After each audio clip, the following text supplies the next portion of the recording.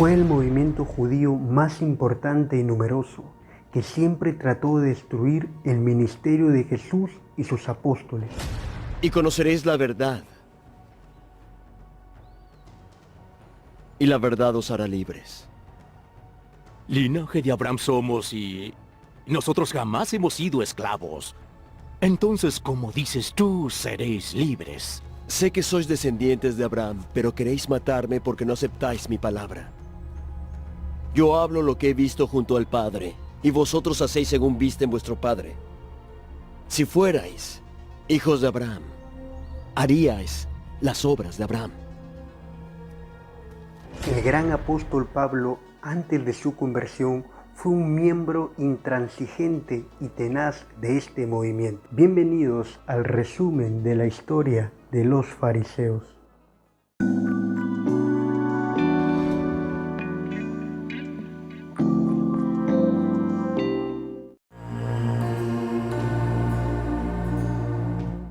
La palabra fariseo proviene del hebreo prushim o perushim, que significa separados.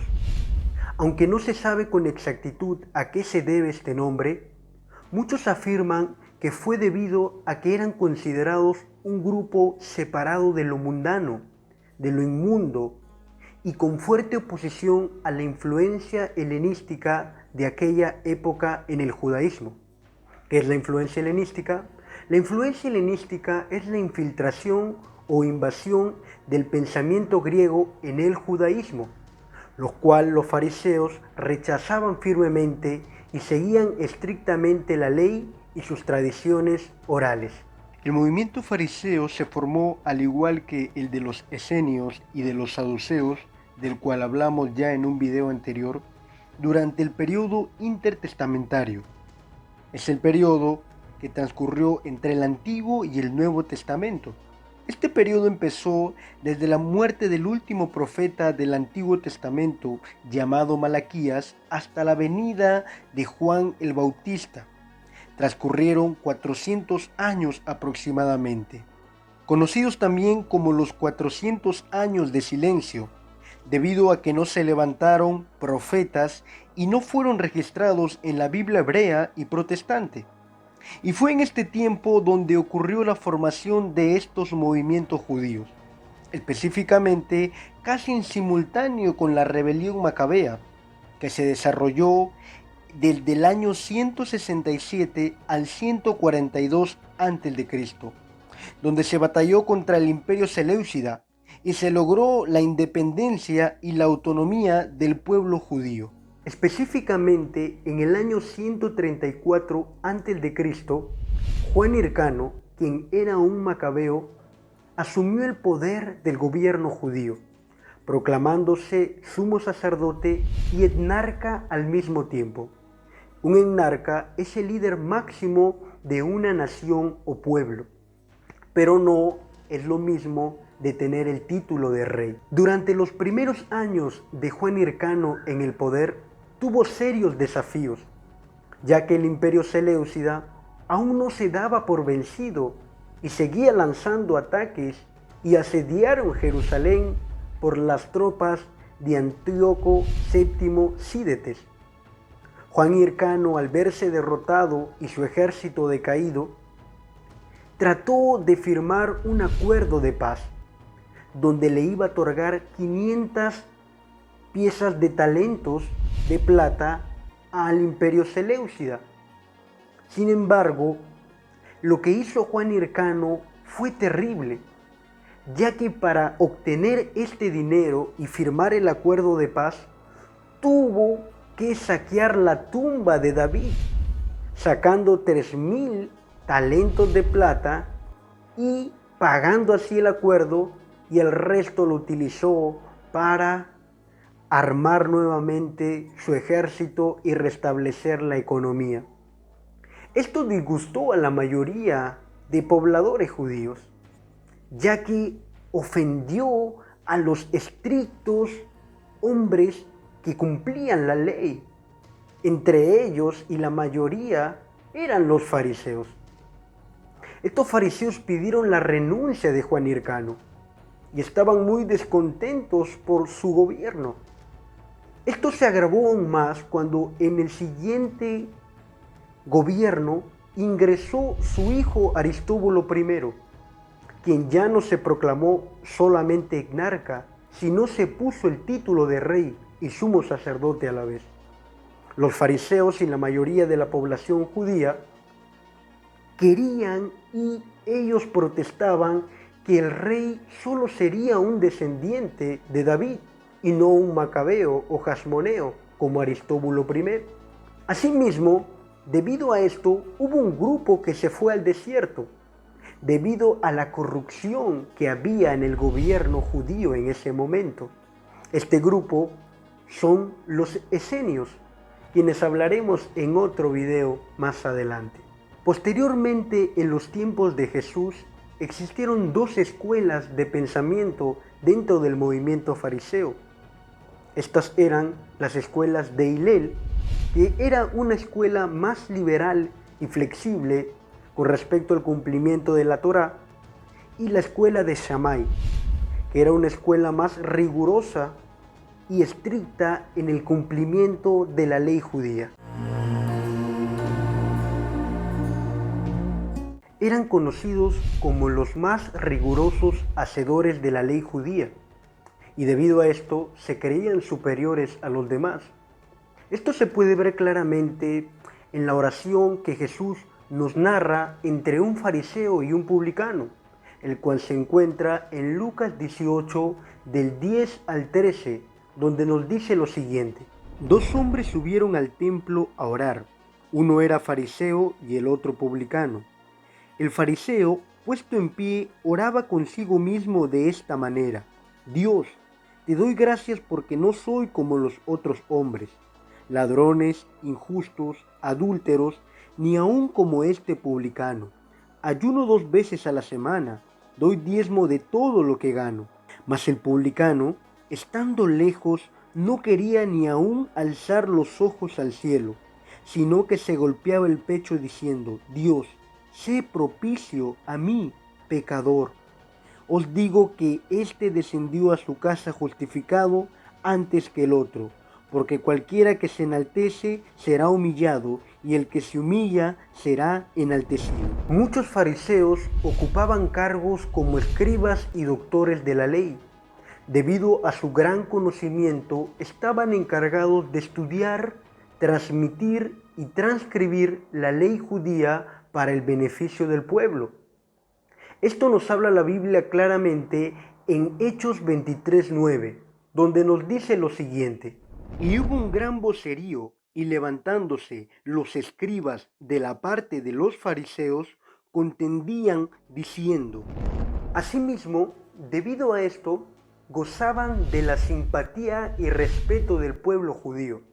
Un ejemplo de ello es Gamaliel, quien era un doctor de la ley honrado y respetado por todo el pueblo.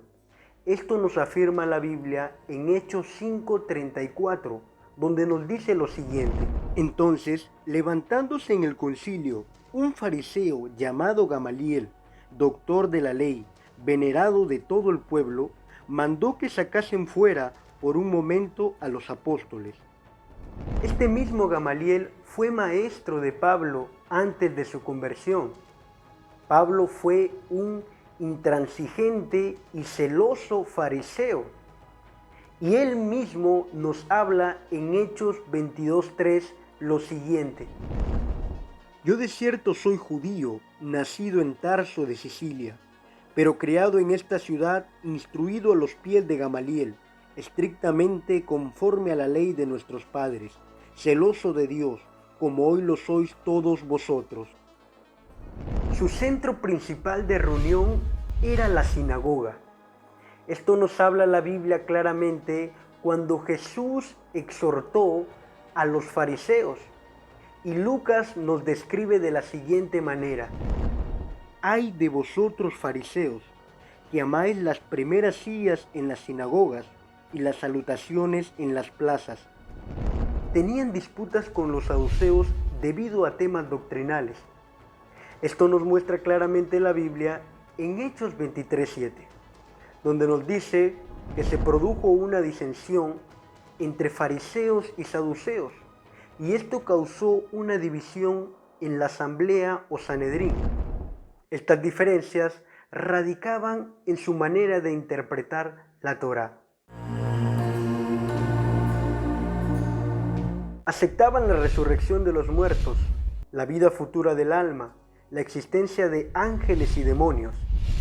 Esto nos muestra claramente la Biblia en Hechos 23:8, donde nos dice que los saduceos dicen que no hay resurrección, ni ángel, ni espíritu, pero los fariseos afirman estas cosas. Esto también forma parte del pensamiento cristiano, donde creemos en un mundo espiritual con seres angelicales y también creemos en una vida después de esta muerte física. Aceptaban toda la ley escrita, es decir, los fariseos consideraban a todos los libros del Antiguo Testamento como libros inspirados por Dios, para ellos también llamado el Tanaj. Pero a su vez, aceptaban estrictamente las tradiciones orales, es decir, cumplían rigurosamente prácticas y costumbres judías que se habían transmitido de generación en generación oralmente, y las consideraban al mismo nivel que las Escrituras. Esto causó un problema con Jesús y sus discípulos, ya que ellos tenían rituales ceremoniales como tradición para el lavamiento de las manos, de los vasos de beber, de los jarros y lechos. Y aquel que no cumplía con esta tradición le consideraban un inmundo e impío. Esto podemos ver claramente en la Biblia en Marcos 7, donde nos dice lo siguiente.